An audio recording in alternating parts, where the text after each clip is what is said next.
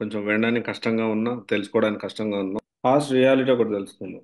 ఏంటి అంటే middle class ఫ్యామిలీలో పుట్టడం ఏ జన్మలో ఏం చేసుకున్న పాపమా అనిపిస్తుంది. ఎందుకు ఇంత మాట మాట్లాడుతున్నా అంటే నేనేమి హై క్లాస్ లో పుట్టినాను కాదు. నేను కూడా మిడిల్ క్లాస్ లో పుట్టినోడినే. అందరిలాగా నేను కూడా కష్టాలు ఫేస్ చేశాను, చేస్తున్నాను. ఇప్పుడు కొంచెం బెటర్ అయినా కానీ మిడిల్ క్లాస్ బ్యాక్గ్రౌండ్ అనేది, ఆ ఇంపాక్ట్ అనేది ఇప్పటికీ నా మీద ఇంకా ఉంది. ఎందుకు ఇంత మాట మాట్లాడుతున్నాను, ఎందుకంత వెక్స్ అయిపోయారు, ఎందుకంత ఇసికిపోయారు అని చెప్పి అనొచ్చు. సో నేను ఫస్ట్ క్లియర్ గా అసలు బిజినెస్ గురించి కానీ కెరియర్ గురించి కానీ అసలు నేను ఎందుకు ఈ మాట మాట్లాడుతున్నాను నేను ఇప్పుడు మీకు చెప్తాను. బిజినెస్ స్టార్ట్ చేసినప్పుడు ఎస్పెషల్లీ 2020 జూలై 25 ఫస్ట్ నేను అసలు కెమెరా ముందుకు వచ్చి మాట్లాడడం అనేది ఫస్ట్ అదే. సో ఫస్ట్ లైక్స్ కంటే డిస్లైక్స్ ఎక్కువ వచ్చాయి. గట్టిగా ఈడ్చిదంటే 7-8 వ్యూస్.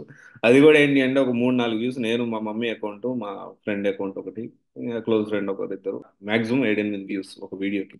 సరే ఇప్పుడు 11-12 మిలియన్ వ్యూవర్షిప్ దాకా ఉంది. That is whole different thing. And అయితే ఇక్కడ అప్పుడు స్టార్ట్ చేసినప్పుడు జూలై 25, 2020లో అప్పటి నుంచి స్టార్ట్ చేస్తే డిసెంబర్ వరకు రూపాయి రాలేదు. ఓకే. డిసెంబర్లో ఒక 40,000 అలా వచ్చాయి, 35-40,000 వచ్చాయి. జనవరిలో 1,00,000 రూపాయలు. ఇప్పుడు ఆల్రెడీ నా సేవింగ్స్, నేను సంపాదించిన డబ్బులు, అంతకుముందు జాబులు సంపాదించినవి, రకరకాల ప్రాబ్లమ్స్ ఫేస్ చేశాను పర్సనల్ గా. సో ఆ ప్రాబ్లమ్స్ అన్నిటికీ వాటికి వీటికి మోసం చేయడం, మళ్ళీ నా కారు తీసుకోవడం, వేరే వాళ్ళు మోసం చేసి నా కారు తీసుకోవడం, ఎందుకంటే వాళ్ళ పేరు మీద నేను కొనుక్కున్నాను. సో ఈ రకరకాల ఇంకా డబ్బులన్నీ అయిపోయినాయి. అయిపోతే 1,00,000 రూపాయలు అప్పు తీసుకొని 2021 నేను ఆఫీస్ పెట్టాను హైదరాబాద్ లో ఫస్ట్. సో ఇప్పుడు ఆల్మోస్ట్ 21, 22, 23, 24 అంటే 4 ఇయర్స్ అవుతుంది బిజినెస్ స్టార్ట్ చేసి. ఓవరాల్ గా 4.5 ఇయర్స్ అవుతుంది నేను బిజినెస్ స్టార్ట్ చేసి. హైదరాబాద్ లో ఆఫీస్ స్టార్ట్ చేశాను. ఫస్ట్ నా ఆఫీసు 26,000 రెంట్. వాడేమో 3 నెలలు అడ్వాన్స్ అడిగాడు. అంటే 2+1 త్రీ మంత్స్ ఓవరాల్ గా, అంటే దగ్గర దగ్గరగా 75,000 80,000 అయింది. 20,000 మిగిలాయి. సో డెఫినెట్లీ ఎంప్లాయీస్ తీసుకోవాలి. కాల్స్ అప్పుడు హ్యూజ్ గా ఉన్నాయి. ఎంప్లాయీస్ వచ్చేసి 10,000కి ఒక పర్సన్ని, 15,000కి ఒక పర్సన్ని, నా ఫ్రెండ్ వెల్ విషర్ ఒక పర్సన్ నా కోసం సపోర్ట్ గా నిలబడ్డాడు అప్పుడు అతను. సో ఓవరాల్ గా ముగ్గురు, 15,000 ఒకరికి జీతం, 10,000 ఒకరికి జీతం.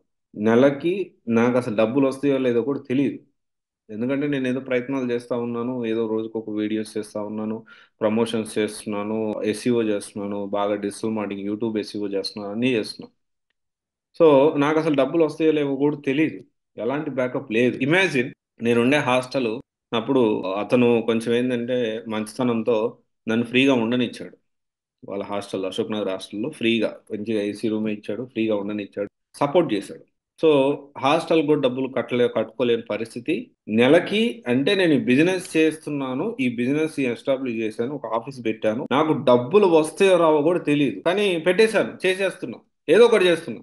ఇమాజిన్ ఇప్పుడు ఎంత బాధ అనిపించిందంటే, అరే నేను ఇంత కష్టపడుతున్నా, అదే మిడిల్ క్లాస్ ఫ్యామిలీలో పుట్టకుండా డబ్బున్న ఫ్యామిలీలో, కొంచెం డబ్బులున్న ఫ్యామిలీలో పుట్టుంటే నాకు బ్యాకప్ ఉండేది కదా, నేను ఇంకా ఫ్రీగా ఎక్స్ప్లోర్ చేయగలిగేవాడిని కదా, బెటర్ గా నేను ఎస్టాబ్లిష్ చేయగలిగేవాడిని కదా కంపెనీ. స్టార్టింగ్ పాయింట్ అనేది మరీ మైనస్ నుంచి కాకుండా కొంచెం ప్లస్ నుంచి అయినా స్టార్ట్ చేయగలను అనిపించింది. అరే ఎందుకురా మిడిల్ క్లాస్ ఫ్యామిలీలో పుట్టాను, నేను చాలా బాధపడ్డాను. బ్యాకప్ లేదు. ఇప్పుడు ఈ నెల గడవకపోతే ఏంది పరిస్థితి? నెల తిరిగితే 50,000 ఖర్చు, 26,000 రెంటు, 25,000 అంటే 10,000 ఒకరికి, 15,000 ఒకరికి జీతము, అక్కడికి 51,000.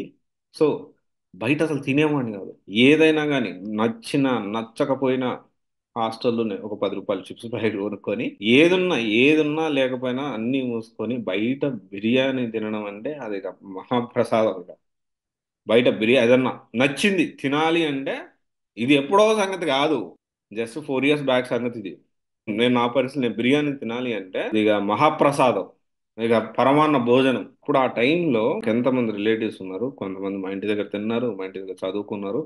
ఒక్కరు కూడా రారా, ఒక్కడివే ఉంటున్నావు కదా, కష్టపడుతున్నావు కదా, ఏదైనా వచ్చి ఒక పూట ఉండిపో, ఒక్కరు కూడా లేదు. లిటరల్లీ ఇప్పుడు మాట్లాడుకున్నా కళ్ళల్లో నుంచి నీళ్ళు వస్తాయి. అలాంటి పరిస్థితి నుంచి అప్పుడు నాకు బ్యాకప్ లేదు, నాకు చాలా బాధపడ్డా. ఇది ఎందుకు మాట్లాడుతున్నానో మీకు అర్థమవుతుంది, స్లోగా వినండి. అయితే ఎవ్రీ మంత్ అలా సర్వైవల్, ప్రతి నెల సర్వైవల్, ప్రతి నెల పోరాటం, ప్రతి నెల ఏ నెలకు ఆ నెల, ఏ నెలకు ఆ నెల వస్తేనే గడుస్తుంది. కూలోడన్న నయం, మనకి కనీసం ఫుడ్ ఖచ్చితంగా దొరుకుతుందన్న గ్యారంటీ. నాకేందంటే every month tension, every month tension, every month tension, every month tension, tension పడుతూ అలాగ చేసుకుంటూ చేసుకుంటూ ఎలాంటి బ్యాకప్ లేకుండా అక్కడి నుంచి ఒక పొజిషన్కి వచ్చి, ఆ పొజిషన్ నుంచి మళ్ళీ ఇప్పుడు సివిల్ కాంట్రాక్ట్స్ లోకి వచ్చి, దీంట్లో క్రోర్స్ టర్న్ ఓవర్కి వచ్చి, బట్ స్టిల్ ఇప్పుడు బాధ అనిపిస్తుంది. ఏం బాధ అనిపిస్తుంది అంటే, నేను నా చేతిలో ఏమో పెద్ద పెద్ద ప్రాజెక్టులు ఉన్నాయి లిటరల్లీ. ఇది ప్రతి నెల మీకు ఓపెన్ గా చెప్తున్నాను నేను.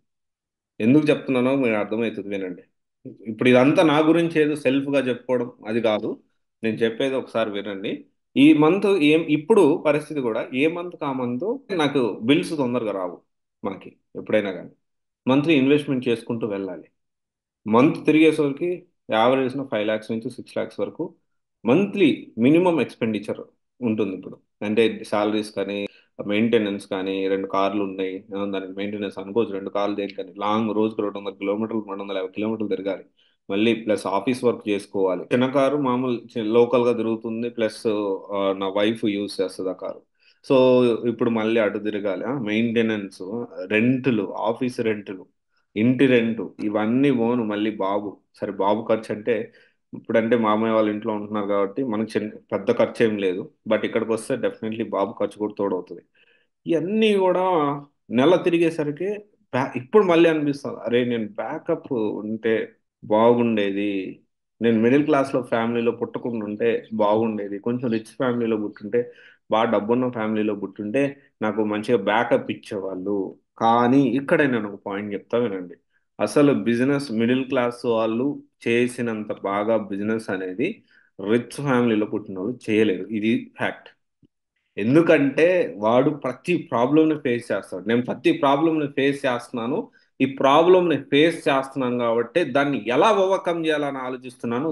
దానివల్ల ఒక్కొక్క అడుగు చాలా మంచి పొజిషన్కి వెళ్ళిపోతా ఉన్నా, కష్టపడతా ఉన్నా. అదే ప్రాబ్లమ్స్ లేవు, బాగా డబ్బున్న ఫ్యామిలీలో పుట్టేశాము, బ్యాకప్ ఉంది, ఆల్రెడీ ప్రాబ్లం మనకు దెబ్బ తగలకుండా వెళ్ళిపోతా ఉంది. సో మనకు దెబ్బ తగిలితేనే కదా ఆ దెబ్బ ఏంటి, ఆ ప్రాబ్లం ఏంటి, దాని నుంచి ఎలా ఓవర్కమ్ చేయాలి అని మన మైండ్ ఆలోచిస్తుంది. సో బిజినెస్ పెట్టే వాళ్ళు ఎవరైనా కానీ అసలు బిజినెస్ స్టార్ట్ చేయాలంటే మిడిల్ క్లాస్ ఫ్యామిలీలో వాళ్ళ బిజినెస్ అనేది ఎవరు చేయలేరు. ఇది నాకున్న అనుభవంతో నేను చెప్తున్నా.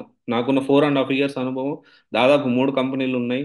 దాదాపు ఒక 60 నుంచి 70 ఎంప్లాయీస్ మన దగ్గర వర్క్ చేస్తా ఉన్నారు, అన్ని కంపెనీస్ కలిపి. నాకున్న ఎక్స్పీరియన్స్ చెప్పేది ఇది. సో అందుకనే నేనేమంటానంటే, ఈ కెరియర్ అయినా కానీ, బిజినెస్ పరంగా అయినా కానీ, జాబ్ పరంగానే కానీ నాకు ఎలాంటి బ్యాకప్ లేదు, నాకు ఎవరు సపోర్ట్ చేయట్లేదు.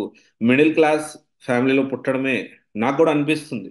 అప్పుడప్పుడు అనిపిస్తుంది, కొన్నిసార్లు వెక్స్ అయి ఎంత మనము పాజిటివ్గా ఎంత కష్టపడాలనుకున్నా ఒక్కొక్క టైంలో నాకు కూడా అనిపిస్తుంది బ్యాకప్ ఉంటే బాగుండు.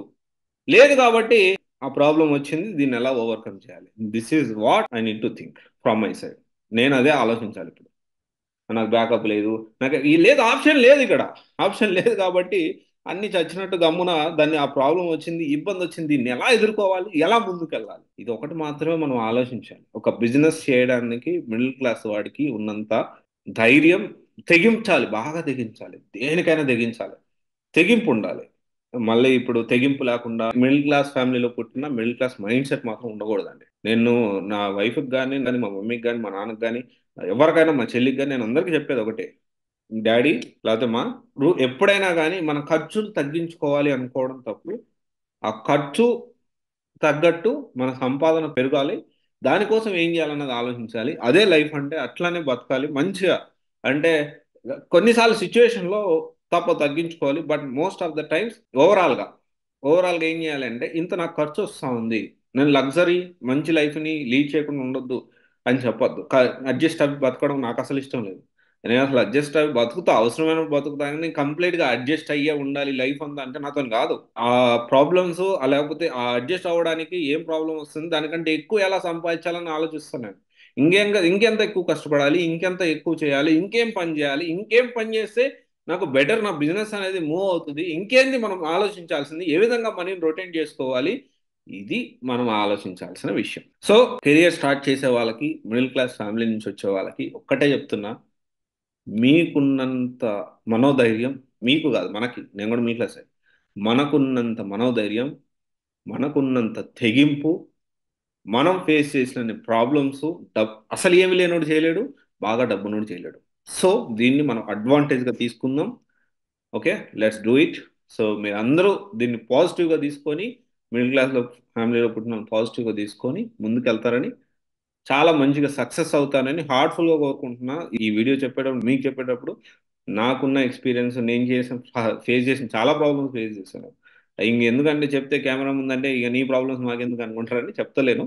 చాలా అంటే చాలా ఇబ్బందులు, అవమానాలు అన్నీ ఎదుర్కొన్నా, అన్నీ ఎదుర్కొని ఈ స్టేజ్కి వచ్చా. ఇప్పుడు ఈ స్టేజ్కి తగ్గట్టు ఈ స్టేజ్ కూడా కొంత అవమానాలు, ఇబ్బందులు అనేది ఎదుర్కొంటున్నా. Life is all about that. Okay, ఆలోచించండి, ప్లాన్ చేసుకోండి, బిజినెస్ పరంగా సక్సెస్ అవ్వండి. చాలా మంది మిడిల్ క్లాస్ ఫ్యామిలీ బిజినెస్ కానివ్వండి, కెరియర్, జాబ్ పరంగా, జాబ్ కెరియర్ అయినా కానీ మంచి పొజిషన్లో ఉండగలిగే కెపాసిటీ మనకు ఉంది. Okay, thank you.